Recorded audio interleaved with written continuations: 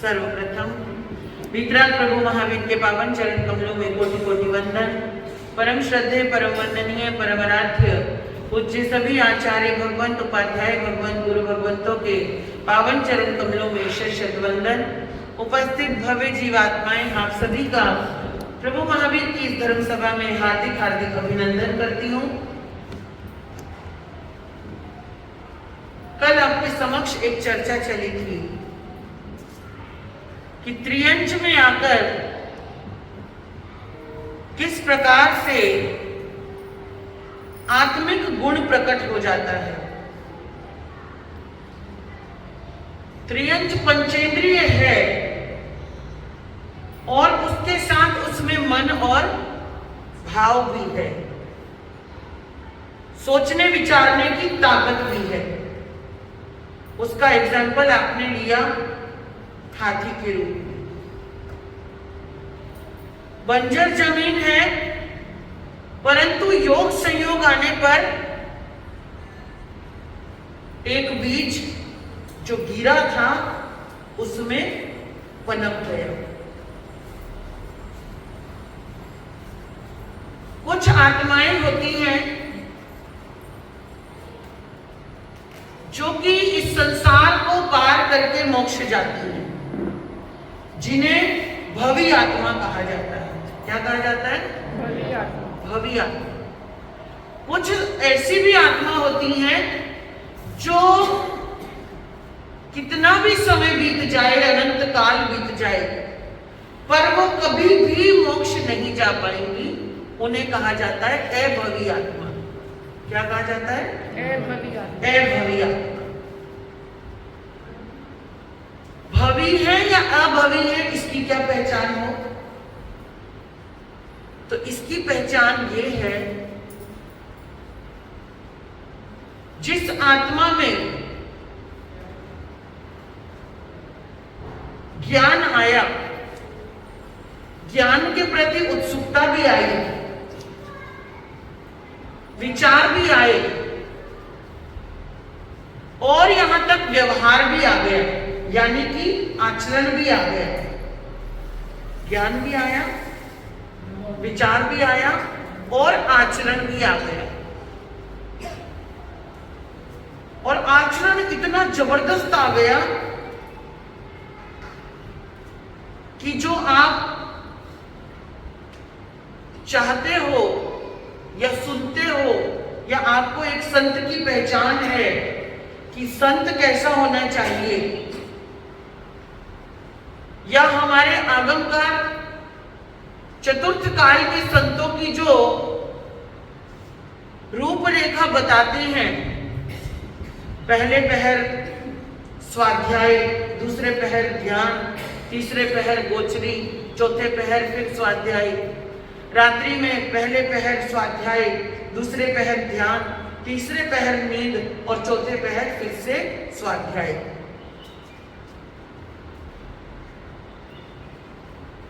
वो जीवात्मा बिल्कुल इसी के अनुसार चलता है और गजब की करनी करता है। ज्ञान में, पठन पाठन में, दूसरों को सीखने में सिखाने में, स्वयं के सीखने में सिखाने में सब कुछ बहुत अच्छा है। तप में, त्याग में, विरति में, हर चीज में बढ़िया A1। लेकिन शास्त्रकार कहते हैं, आगमकार कहते हैं, इतना करने पर भी वो आत्मा मोक्ष में नहीं जाएगा। जानते हो क्यों? क्योंकि उसमें श्रद्धा नहीं आई। क्या नहीं आई? श्रद्धा नहीं आई, विश्वास नहीं आया।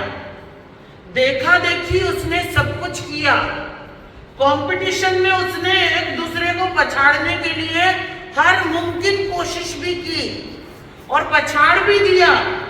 तपस्या में भी पछाड़ दिया, त्याग में भी पछाड़ दिया, संयम में भी।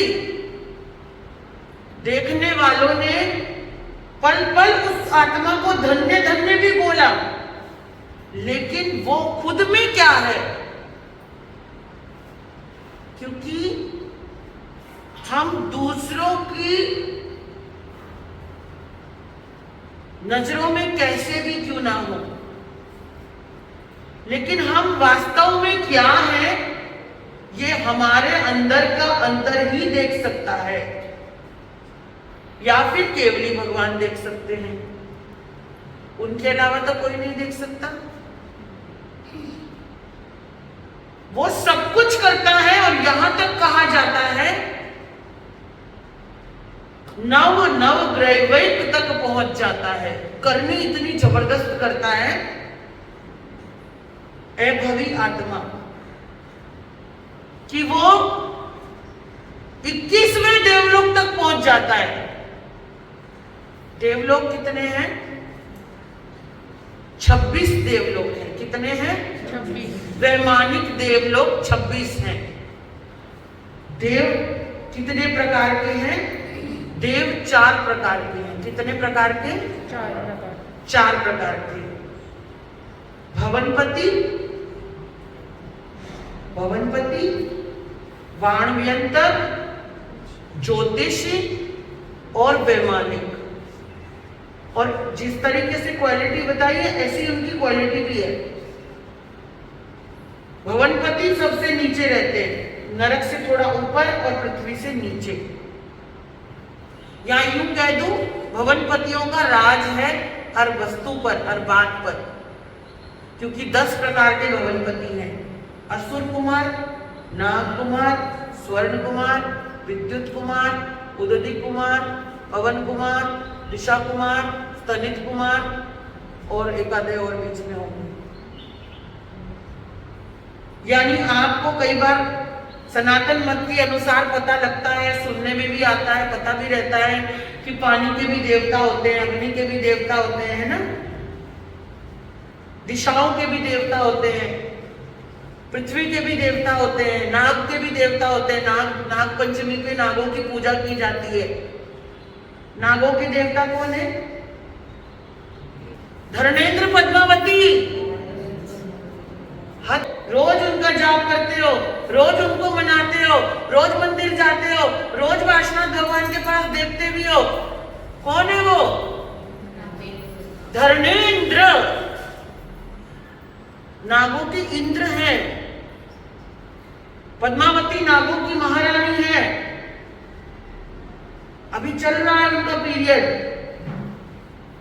अभी उनका आयुष्य पूरा नहीं हुआ है। इसीलिए पंचम काल में जब जब धर्मेंद्र पद्मावती का जाप पाठ किया जाता है तो पार्श्वनाथ भगवान की साथ में स्तुति होती है, क्योंकि वो उनके क्या है? शासन के क्या है?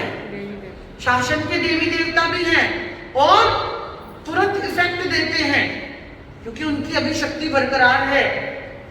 पार्श्वनाथ भगवान की स्तुति करते जाओ तो भी आपके लिए धर्मेंद्र पद्मावती कृपालु हो जाएंगे। जैसे राम का नाम लो, हनुमान जी खुद ही खुश हो जाते हैं। कहा जाता है ना कि हनुमान का जाप कोई नहीं करता, लेकिन राम का जो जाप करता है तो हनुमान प्रसन्न हो जाते हैं। ये कहावत आती है, ये सच नहीं है, लेकिन ये सिर्फ कहावत है। क्योंकि जैन मत से देखा जाए हनुमान जी मोक्ष जा चुके हैं। और मैं तो जैन थ्योरी को ही मानती हूं, इसीलिए मुझे हनुमान जी के मंदिर में जाने में भी कोई प्रॉब्लम नहीं होती, क्योंकि वो सिद्ध आत्मा है।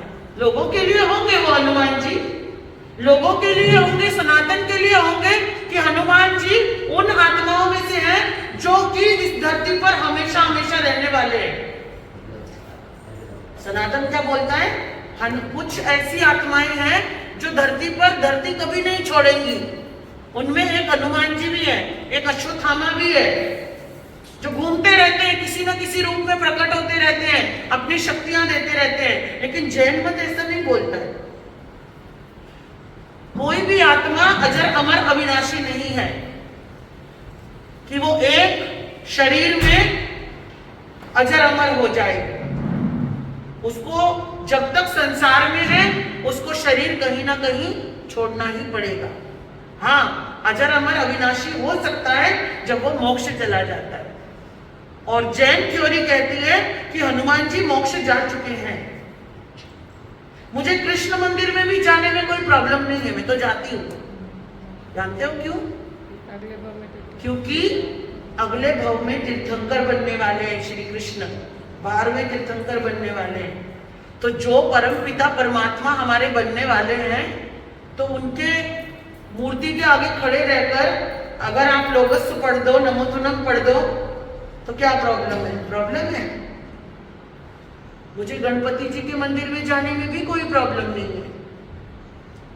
उसके पीछे मेरा अपना एक मत है, वो मेरा मत है, शायद आपको अच्छा लगे या ना लगे।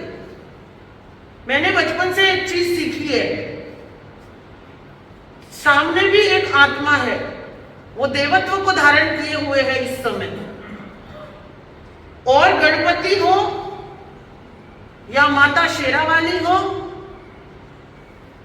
या कोई आपके भैरवनाथ हो या घंटाकरण स्वामी हो या मणिभद्र दादा हो, और किन किन के आते हैं मंदिर? भोलेनाथ जी के हो या फिर गोमिया जी के हो या फिर कोई भी माता हो, ओसिया माता हो, चामुंडी माता हो, काली माता हो, कोई सी भी माता हो, वो इस समय देवी देवता के रूप में है, मगर आत्मा संसारी है। और हमारा क्या कर्तव्य है? हमारा एक कर्तव्य है, प्रत्येक जीवात्मा का अगर उसको सम्यक्त्व की प्राप्ति है, अगर वो समझ सकता है, सही गलत में डिफरेंस कर सकता है, तो हमारा सबका एक नैतिक कर्तव्य है कि हम सामने वाली आत्मा के लिए भी प्रार्थना करें कि उनको भी सम्यक्त्व की प्राप्ति हो और वो भी मोक्ष में जाए। आप जाते हो अपने कारण से, आपको कोई दुख होता है, कोई तकलीफ होती है, कोई मनौती माननी होती है, कुछ करते हो, कुछ सुनते हो। वो कहते हैं एक भिखारी रोड पर मिलता है जो हर टाइम मांगता रहता है, लेकिन हमने अमीर अमीर लोगों को भी भिखारी ही देखा है कि वो मंदिर में खड़ा होकर मांगता रहता है, मुझे ये तकलीफ है, मुझे वो तकलीफ है, मेरा ये हो जाए। बेशक सामने से वो 1000 दान पुण्य कर रहा है, कौन सी चीज का पुण्य कमा रहे हो, कौन सी चीज का दान कर रहे हो? हर चीज तो परमात्मा की सृष्टि की बनाई हुई है, आपने अपना क्या दान किया? अगर आपको दान करना है, आपको सच में सामने वाले को कुछ देना है, अपने भावों का दान कीजिए। उनके सामने खड़े रहकर, उनकी आंखों में आंखें मिलाकर उनके लिए प्रार्थना कीजिए कि आप भी सम्यक दृष्टि बने, आप भी इस देवत्व से ऊपर देवत्व प्राप्त करें, आप भी मोक्ष के अधिकारी बने, आपकी आत्मा भी परम कल्याण को प्राप्त हो। अगर ये भावना लेकर के हम किसी भी मंदिर में जाते हैं तो ध्यान रखना, हम मिथ्यात्वी नहीं कहलाते हैं। आज की दुनिया में सम्यक्तवी और मिथ्यात्वी की एक डेफिनेशन आ जाती है। जो मंदिर जाए वो मिथ्यात्वी, जो मूर्ति माने वो मिथ्यात्वी, जो पूजा करे वो मिथ्यात्वी है। आपका अपना तरीका है, उनका अपना तरीका है। स्थानक वाले तो बोल देते हैं कि हमारे निमित्त से अगर हमने एक छोटी भी चीज खा ली ना तो भी हम पापी हैं। स्थानक वाले बोलते हैं ना, बोलते हो ना, साधु साध्वी को अपने निमित्त का नहीं खाना। बहुत सारे महाराज साहब भी इस परेड में जी रहे हैं और आपको जीने को मजबूर भी कर रहे हैं। मैं किसी की भी निंदा नहीं कर रही हूँ, लेकिन एक जो सच है मैं आपको बताना चाहती हूँ कि आज की दुनिया में बिना निमित्त के हमको गोचरी पानी मिलने वाली नहीं है महावीर जी, बिल्कुल नहीं है। आप आज मानो या आप ना मानो, और उसका मैं रीजन देती हूं। हमारी नवकाशी का समय सुबह 7 बजे से 8 बजे के बीच में। ईमानदारी से बताओ, आप 7 से 8 के बीच में नाश्ता कर लेते हो? आपका नाश्ता कब होता है? 9 से 10 के बीच में। या कभी कभी बहुत लोग तो नाश्ता भी नहीं करते, डायरेक्ट 10 बजे 10:30 बजे खाना खाते हैं और अपनी दुकानों पे चले जाते हैं। हमारी गोचरी का समय दोपहर के 11 से 12 के बीच में है। सच बताओ, आपका लंच टाइम है वो? आपका लंच टाइम क्या है? 2 बजे से शुरू होकर 4 बजे तक रहता है, या कभी कभी तो किसी किसी का तो 6 भी बज जाते हैं। अरे एक पर्टिकुलर आपकी बात नहीं करी मैंने, जनरल बात कर रही हूं। 6 बजे चौयार भी कर देते होगे, पर 7 बजे नाश्ता करते हो क्या? बात तो वही है ना जो मैं समझाना चाहती हूं। और आपके डिनर का टाइम, हमारी गोचरी शाम की 5 बजे, और आपका डिनर, बेशक आप चौबिहार चुकाते हो, लेकिन चौबिहार का खाना कितने बजे खाते हो? 5 बजे खा लेते हो? सूरज देखते रहते हो? अभी तो टाइम बहुत है, गूगल पे चेक करते हो कि सूरज कितने बजे आज छिपने वाला है। आधा घंटा 15-20 मिनट पहले 2 रोटी तो खानी है, खा लेती हूँ। पर साधु को तो अपनी स्थानक से निकलना है, आपके घर तक पहुंचना है, गोचरी लेनी है, वापस आना है, फिर खाना भी है, पात्रे भी संभालने हैं, उसके बाद आधा 1 घंटे तक पानी भी पीना है, दवाई भी लेनी है, चौबिहार भी चुकाना है। तो हमारी गोचरी का समय 4:30 बजे से ही शुरू हो जाता है। और अगर चलो आपका और हमारा टाइम बिल्कुल मैच नहीं कर रहा ना, उसके ऊपर एक और बात बताती हूं।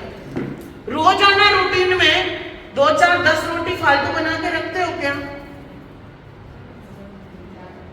क्योंकि आपकी काम वाली बाई भी ठंडा खाना नहीं लेके जाती। वो कहती है इतनी मेहनत कर रही हूँ बाई जी, 2 रोटी गरम गरम खाऊंगी अपने घर जाके, या आपको खिलानी है तो गरम रोटी खिलाओ, ठंडी रोटी मेरे किसी काम की नहीं है। और हद तो इस बात की है कि रोटी उठा के ठंडी कुत्ते को खिलाने जाओगे ना तो कुत्ता भी नहीं खाता आजकल, उसको भी बिस्किट चाहिए, ब्रेड चाहिए, वो भी रोटी नहीं खाता। फिर गाय के लिए चलो गाय खा लेती है, लेकिन गाय कितनी गलियों में आजकल घूम रही है, बहुत मुश्किल से मिलती है, ढूंढनी पड़ती है। और रोज तो आप ये जोखिम उठाओगे नहीं ढूंढने का।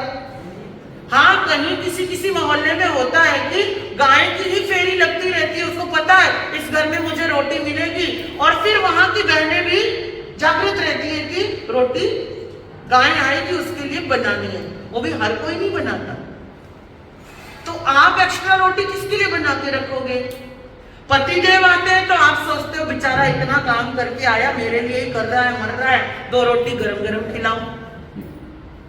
बच्चे स्कूल से आते हैं, आप सोचते हो कि मेरा बच्चा आया है बेचारा, इकलौता है, 2 ही तो है, 2 रोटी तो बनानी है, उसमें भी उनके 10 नखरे, रोटी नहीं खानी, हमको तो पिज्जा खाना है, हमको पास्ता खाना है, हमको बर्गर खाना है, हमको फलाना खाना है, हमको ढिमकाना खाना है, ये सब्जी नहीं खानी। तो आप बोलते हो पहले से बना के क्यों छोड़ू, वो खाए ना खाए क्या पता, जब वो जो बोलेगा मैं वो बना दूंगी। यही होता है ना भाव। और आप अपने बच्चे के लिए गरम गरम बना देते हो। बहुत अच्छे अच्छे लोग भी हैं जो सास ससुर का भी ध्यान रखते हैं, तो उनको भी आप ठंडी रोटी तो कि सुबह बना के रख दी, पहली बात तो आप सोचोगे ही नहीं, बोलोगे भाई बेचारी मम्मी जी है ना, कोई नहीं मैं बना देती हूँ। और नहीं भी बनाने वाले हैं तो किसी से बनवा दिया, और नहीं तो माता जी अपने आप ही बना लेती है। अपनी 2 रोटी बनानी है, खुद का बना लो भैया, बच्चे बिजी हैं, इतनी करुणा वाली भी होती हैं। जब कोई खाने वाला ही नहीं है ठंडी रोटी, तो आप बना के रखोगे किसके लिए? अगर आपको ये पता लगता है कि महाराज आए हैं स्थानक में और मेरा घर दूर है, महाराज की पहुंच से दूर है, तो भी नहीं बनाओगे। अगर आप पास में हो और आप रोज बना के रखते हो विवेक पूर्वक, तो भी जो निमित्त निमित्त चिल्लाते हैं वो महाराज रोज नहीं आएंगे, क्योंकि उनकी एक और कल्पना है कि एक घर में जिस दिन जाना है अगले दिन नहीं जाना। ये और एक नया पंगा। हाँ सच्ची, मैं तो पंगे ही बोलती हूँ, झूठे पंगे हैं। हाँ, क्योंकि मैंने मेरी आंखों से देखा है कि एक एक के घर में एक एक दो दो दिन छोड़ छोड़ के जाना, और जो उनके अपने खास भगत थे उनके यहाँ रोज जाना। ये मैंने मेरी आंखों से देखा हुआ है। आपके घर से आधी रोटी एक टुकड़ा लेके आना, मेरे निमित्त का नहीं है, मेरे निमित्त का है, मेरे निमित्त का है करके, और बाकी की जगह से पूरे घर गोचरी भर के लाना। नॉन जैनों के यहाँ जाना, कंदमूल वगैरह सब चलता है हमको, लेकिन जैन ने जो प्रॉपर आपके लिए अच्छा खाना बनाया है वो नहीं लेके आना, क्योंकि ये मेरे लिए बनाया है। और आप उनसे भी बढ़कर हो, आप उनसे भी बढ़कर हो। आप क्या करते हो?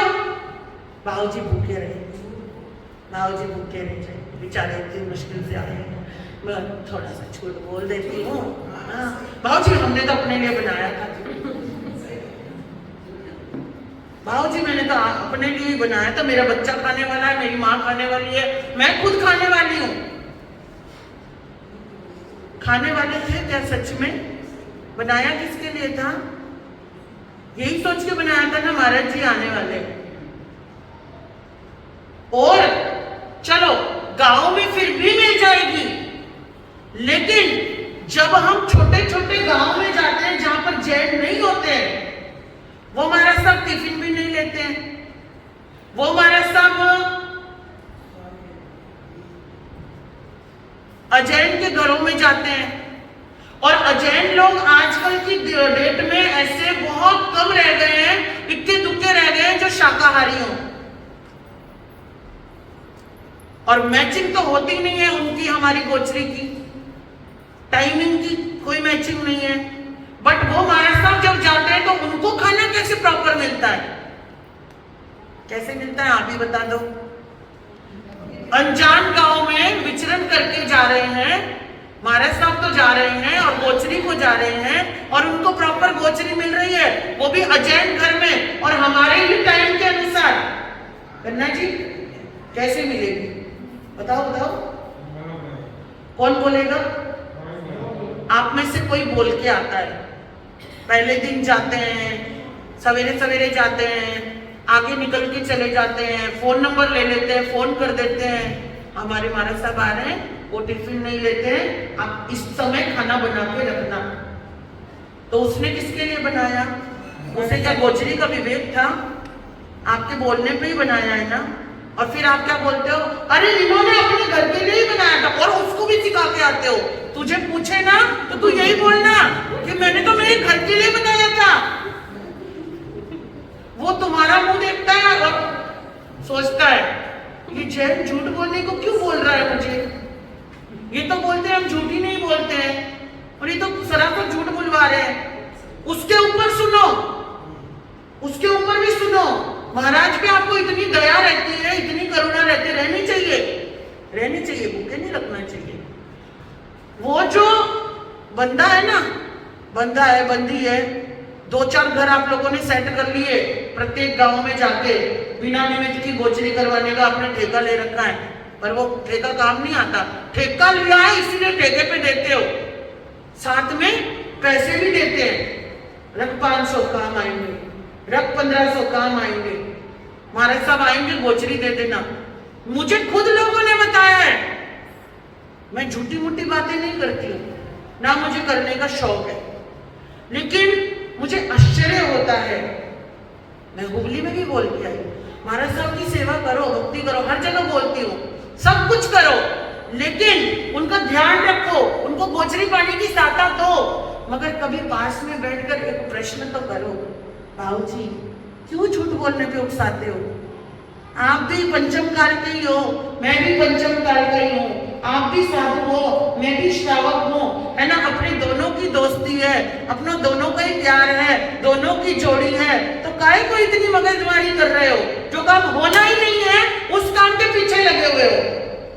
मुझे तो कभी बिना निमित्त की एक टुकड़ा नहीं मिलता, और मिलेगा तो बासी मिलता है।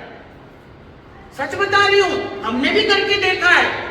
हमने सोचा महाराज जी को तो रोज मिल जाता है, हमको भी मिल जाएगा, हम भी गए।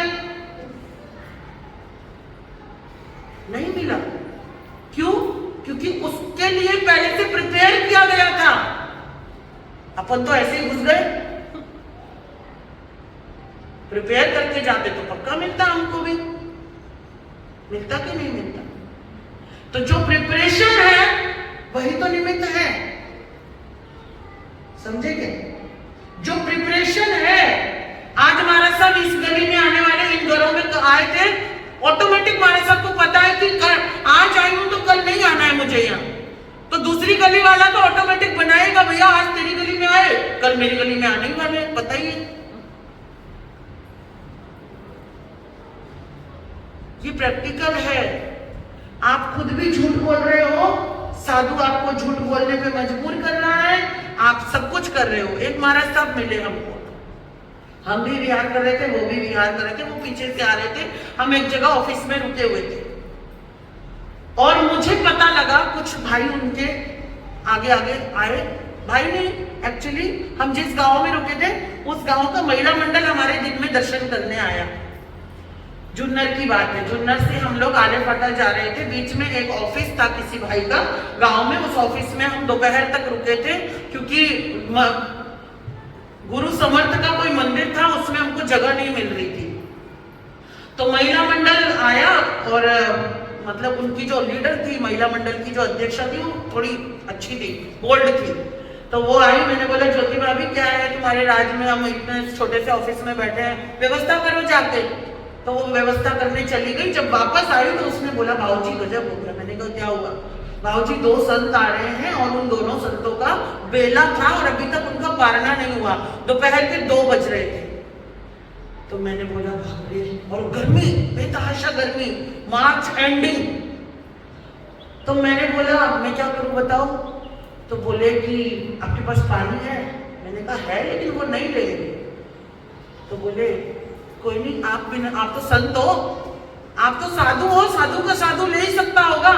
मैंने कहा हो सकता है ले सकता होगा। मैं रोड पे गई, रोड पे जाके मैंने गुरु महाराज को वंदन किया क्योंकि मेरे को कोई भेदभाव नहीं है। मेरे लिए जितने भी संत हैं, फिर वो मंदिर वाले हो, वो दिगंबर हो, वो श्वेतांबर हो, स्थानक वाले हो, किसी भी संप्रदाय के हो, संत हैं, पूजनीय है, साध्वी भगवंत है, पूजनीय है। मैं बाहर गई, मैंने उनको विनंती करी बाबूजी हम आपके निमित्त से नहीं है, हम अपने लिए लाए हुए पानी है, धोवन पानी है, राख वाला पानी है, आप ले लो, वापर लो, आपका पारना है मैंने सुना, पर अभी तक व्यवस्था नहीं बनी है, गोचरी नहीं मिली है। तो क्या बोले हमें नहीं कलपता, हमें नहीं कलपता। मैंने कहा ठीक है। एक बार विनय पूर्वक पूछा, नहीं कलपता, आप अपना एटीट्यूड दिखा रहे हो तो जाओ फिर। 2 बार विनती करी मैंने, नहीं लिया, चले गए। अगले दिन हम वहां पहुंचे और उनको विहार करना था, तो वो अपना सामान समेट रहे थे। स्थानक में से सामान उनके पास बहुत कम होता है, एक आधी चादर और एक आसन, बस इतना ही होता है, 2 पात्रे। तो मैंने उनको वंदना करी, मैंने कहा बाबूजी कल कुछ पारना वारना हुआ क्या? बोले हाँ हो गया था। मैंने बोला पानी मिल गया था? क्योंकि 2 तो उस टाइम ही बज रहे थे, 25 किलोमीटर चल के आ रहे थे। तो बोले हाँ मिल गया था। मैंने बोला बाबूजी पानी कहाँ से लिया आपने? तो बोले नहीं मिल गया था, हमारे ने वो हमारे मतलब का पानी मिल गया था।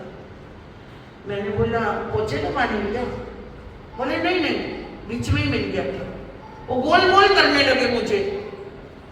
मैं भी पूरी तैयारी करके गई थी, ऐसे नहीं गई थी मैं। मैंने बोला बाबूजी गन्ने के जूस वाले के पास आपने पानी लिया तो मेरा मुंह देख रहे हो, ना हाँ बोले ना ना बोले। तो मैंने बोला बाबूजी मैं जब आपको अपना पानी दे रही थी जो कि आपके निमित्त भी नहीं था और साधु का पानी था, तो वो आपको कलकता नहीं था।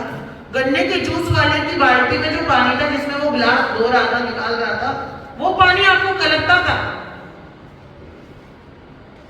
मैंने कहा आप मुझे बताओ कि किस आगम में लिखा है कि गन्ने के जूस के गिलास धोए और निकाले वो पानी आपको कलप जाएगा। बाबूजी कुछ नहीं बोले और 5-7 लोग खड़े थे। मैंने बोला फिर आपने गोचरी डाली?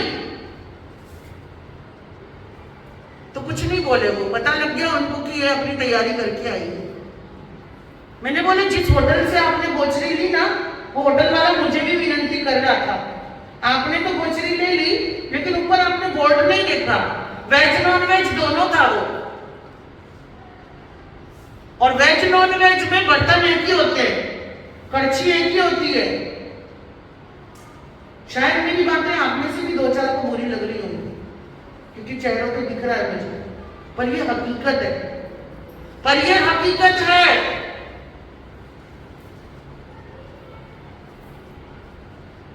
अभावी आत्मा, मैं ये नहीं कहती सब अभावी होते हैं, लेकिन शायद मैं भी अभावी हो सकती हूं, पर मैं हूं नहीं, और मैं होना भी नहीं चाहूंगी। चाहे मुझे कई जन्म लेने पड़े, मगर मैं भी चाहती हूं कि मैं मोक्ष में जाऊं। मेरा निंदा का कोई भाव नहीं है, लेकिन प्रैक्टिकल मैं बताना चाहती हूँ। वो महाराज साहब से भी बहस का मेरा एक ही मुद्दा था कि आप जो कर रहे हो ना, वो गलत दिशा में गलत कार्य कर रहे हो। आपको एक साधु के साथ मिलना जुलना कलकता नहीं, एक साधु के साथ पाटे पे बैठना कलकता नहीं, आपको साधु की चर्या के साथ रहना कलकता नहीं। क्यों भाई? आप हमको पंचमावृत धारी भी नहीं मानते हो, और आजकल तो खुलेआम भी बोलने लग गए हैं कुछ कि श्रमण संघ के तो साधु ही नहीं है। बहुत अच्छी बात है। तो मैं पूछना चाहती हूं कि आप साधु हो? आप साधु हो? साधु तो वो होता है जो खुद को साध लेता है। क्या कर लेता है? माना कि मैं भी साधु नहीं हूं, मैंने खुद को नहीं साधा, पर साधु बनने की पूरी प्रक्रियाओं से गुजर रही हूं मैं अपने आप को रोज साधती हूं। मेरे मन में किसी के प्रति विषय ना रहे, किसी के प्रति विकार ना रहे, किसी के प्रति कषाय ना रहे। और जहां ये जज किया जा रहा हो, फिर वो गृहस्थी में भी रहे, वो भी साधु ही है, क्योंकि वो खुद को साध रहा है। मुनि कौन जो मौन रहे, साधु कौन जो खुद को साधे। और खुद को साधना, शरीर को साधने को खुद को साधना नहीं कहा है, मन के विचारों को साधने को साधना कहा है। और ये बात आगम भी कहते हैं कि अगर आपने खुद को नहीं साधा तो आप मोक्ष के अधिकारी नहीं हो। और अभावी आत्मा इतना पुरुषार्थ करती है कि 21वें देवलोक तक जा सकती है, मगर मोक्ष का अधिकारी नहीं बनती। फिर वो चतुर्थ काल के संत की तरह साधना करती है, चतुर्थ काल के संत की तरह उसके अंदर पूरी की पूरी क्वालिटी है, लेकिन फिर भी वो मोक्ष के अधिकारी नहीं है, क्योंकि उन्होंने जो चीज समझनी थी वही नहीं समझी। निंदा अगर हम किसी की कर रहे हैं तो सबसे पहला तो यही दोष है कि हमें स्वयं की निंदा करनी है, दूसरे की निंदा तो हमें करनी ही नहीं है। अगर मैं साधना की रास्ते पे चली हूं तो वो मेरा डिसीजन है, मुझे कैसे चलना है, कितना चलना है, कितना मैं बढ़ सकती हूँ, ये मेरी अपनी कैपेसिटी के ऊपर है, आपकी कैपेसिटी के ऊपर नहीं है। दिखाने को मैं बहुत दिखा सकती हूँ। जब मैं छोटी थी, एक गुरुदेव ने मुझे भी राय दी थी, रिद्धिमा तेरा नाम बहुत आगे जाने वाला है। मेरा प्रवचन सुना उन्होंने, जब बहुत छोटी थी उस टाइम, तो कम 16-17 साल की थी। प्रवचन सुना तो बोले कि इधर आ, बड़े गुरु थे। मैंने कहा जी गुरुदेव फरमाइए, मेरे गुरु जी भी साथ में ही थे। तो मैंने बोला, कहने लगे एक नियम ले। मैंने कहा जी नियम मेरे से नहीं पलते। बोले नहीं, तूने पंच महावरत धारण कर लिए तो नियम का क्या है, छोटा सा नियम है। मैंने बोला आप बताओ तो सही मुझे। डरते डरते बोला, अभी तो मैं बड़ी चौड़ी होके बोल रही हूँ, उस टाइम डरते डरते बोला। तो कहने लगे पंखे में नहीं बैठना। मैंने हाथ खोल दिए, पीछे कर दिए, ऐसे ही कर दिए। मैंने बोला मुझसे नहीं होगा, क्योंकि मेरी पालना ऐसे ही तरीके से हुई है, मुझसे गर्मी बर्दाश्त नहीं होती है। आज तो अस्वस्थता के बहुत कारण है, पहले भी नहीं होती थी। ना मेरे गुरु ने मुझे कभी मना किया, ना मेरे आचार्य ने कभी मुझे मना किया, ना मेरे उपाध्याय ने कभी मुझे मना किया। बोले नहीं, जो संत पंखे में नहीं रहते और तेरी आवाज बहुत बुलंद है, माइक का प्रयोग नहीं करना।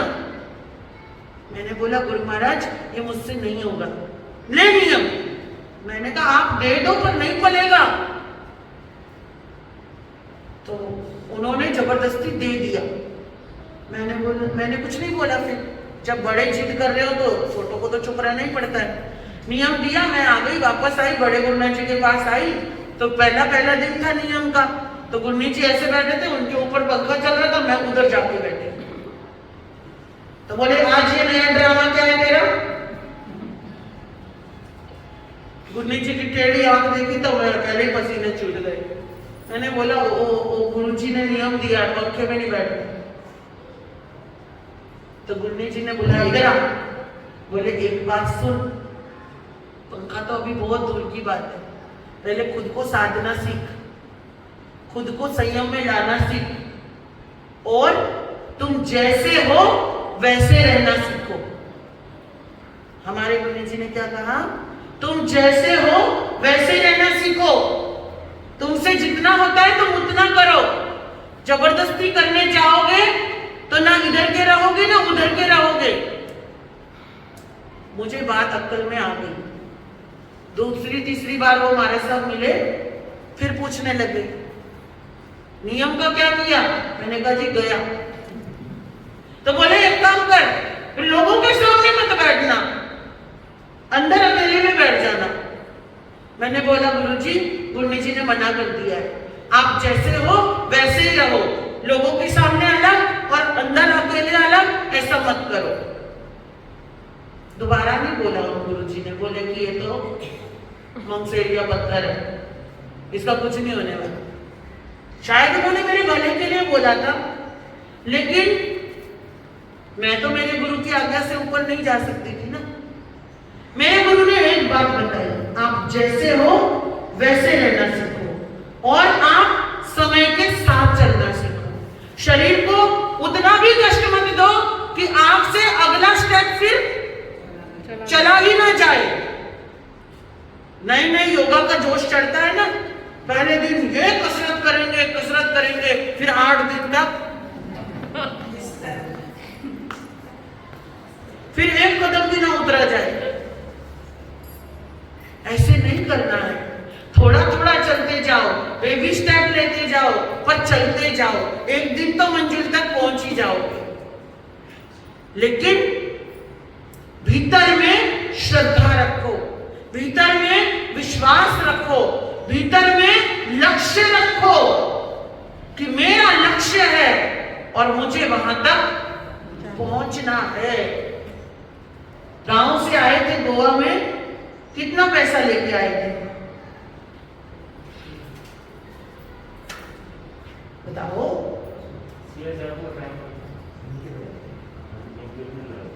जितना आज है उतना था क्या?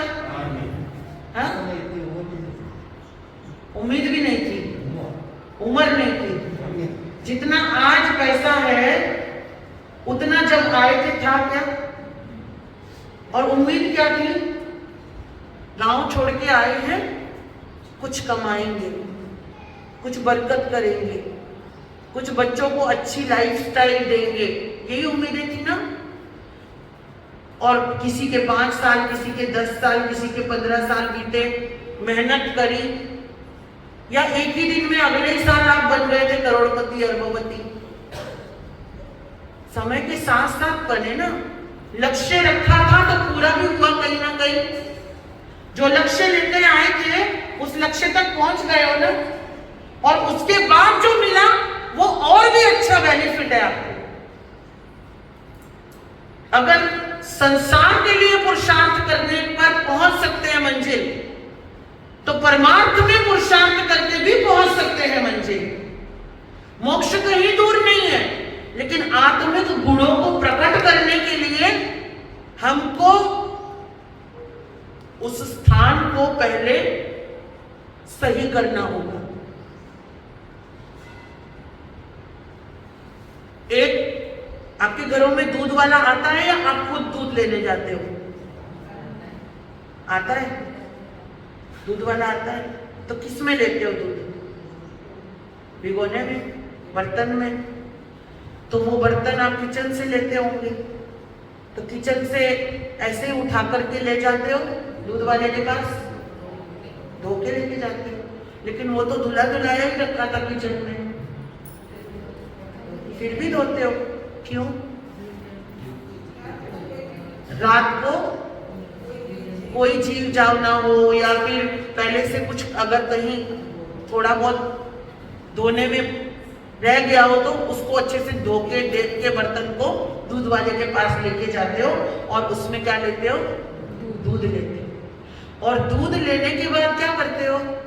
उसको रख देते हो गैस के बाजू में जाके, गैस पे रखते हो और क्या कर देते हो? गैस चालू करते हो या छोड़ देते हो? ऐसे गैस पे ही तो रखना था, रख दिया, चालू करते हो। फिर चालू करके भी आप अपने कामों में लग जाते हो या वहीं खड़े रहते हो? वहीं खड़े रहते हो। हाँ, थोड़ी देर सिम करके रखते हो, 2-4-10 मिनट। उसके बाद क्या करते हो? सिम पे ही दिन भर चलता रहता है वो? नहीं, उसके पास आना पड़ता है, वापस तेज करना पड़ता है, वापस उबाल आने तक खड़े रहना पड़ता है। बाई चांस किसी को छोड़ जाओ वहां उबाल आने तक तो ध्यान हट जाता है दूध पे से या फिर भी रहता है दूध पे? फिर भी रहता है। कोई चौकीदारी पे खड़ा करके गए हो किसी को तो, पर आपका ध्यान कहाँ है? उस दूध पर ही है। दूध ना निकाल देना, अरे मोबाइल में मत लगे रहो, दूध पे भी ध्यान दे देना। ये वाक्य होते हैं आपके। और जब दूध गर्म हो जाता है, उफन जाता है, तो गैस बंद करते हो या नहीं? चलती रहती है, गैस बंद कर देते हो। दूध को गैस में छोड़ देते हो? नहीं, क्या करते हो? उठाते हो और साइड में रखते हो। गरम गरम भिगोना उस स्लैब पे ही रख देते हो या उसके नीचे कुछ रहता है? स्टैंड रहता है। और फिर दूध तो उबल गया, स्टैंड में भी रख दिया, स्लैब पे भी रख दिया, उसके बाद उसको ढकते हो। क्यों? ठंडा करना है तो क्यों ढकना है? कुछ गिर ना जाए तो ढक भी देते हो। और जब वो ठंडा हो जाता है तो उसको वही पड़ा रहने देते हो, फिर फ्रिज में रखते हो। क्यों? ताकि वो फट ना जाए। एक दूध की सुरक्षा के लिए आपने इतनी प्रक्रिया की। आत्मा भी वही दूध है, आत्मा भी वही दूध है। जिसको एक कण भी लग जाए किसी और बात का तो वो फट सकती है, खराब हो सकती है, उसका स्वाद बिगड़ सकता है, वो बेरंग हो सकती है, वो किसी काम की नहीं रह सकती। समझ रहे हो? बैठ अकेला 2 घड़ी, कभी तो ईश्वर ध्याया कर। बैठ अकेला 2 घड़ी, कभी तो ईश्वर ध्याया कर। मन मंदिर के काफिले झाड़ू रोज लगाया कर। मन मंदिर के काफिले झाड़ू रोज लगाया कर। ये जो आत्मा रूपी दूध है ना, इस आत्मा रूपी दूध को मन में अगर रखना है, भावों में अगर रखना है, भाव रूपी बर्तन में अगर रखना है, सुरक्षित रखना है, या उच्च क्वालिटी का रखना है, तो रोजाना आपको चेक करना पड़ेगा, खुद को मांझना पड़ेगा, खुद को धोना पड़ेगा। ये धर्म उसमें तभी टिक सकता है, अच्छे भाव उसमें तभी टिक सकते हैं, आत्मा का शुद्ध स्वरूप तभी ठहर सकता है जब आप उस पर नित्य प्रतिदिन फोकस रखोगे। अगर कहीं पर भी क्रोध की खटाई रह गई, मान की मिठाई रह गई, माया का असर रह गया, लोभ की प्रवृत्ति उसमें रह गई, है ना, कहीं आपने उस बर्तन को नहीं धोया, कहीं आपने उसको चेक नहीं किया और आप सोच रहे हो मैं रोज समय करता जा रहा हूं, करता जा रहा हूं, करता जा रहा हूं, मेरा तो कल्याण हो ही जाएगा, ऐसे नहीं होने वाला। अंदर को जब तक नहीं साफ करोगे तो धार्मिक क्रियाओं का आपके ऊपर वो आपका साथ देने वाली ही नहीं है। कुत्ता भी जहां बैठता है तो पूंछ से साफ करके बैठता है। और हम क्या बोल रहे हैं कि हम धर्म तो बहुत करते हैं लेकिन अंदर से खुद को साधना अगर करनी है तो खुद को साधना ही पड़ेगा। और साधने के लिए क्या क्या करना पड़ेगा उसकी बात हम कल करेंगे। आज बज गए 10 और घड़ी कहती है बस।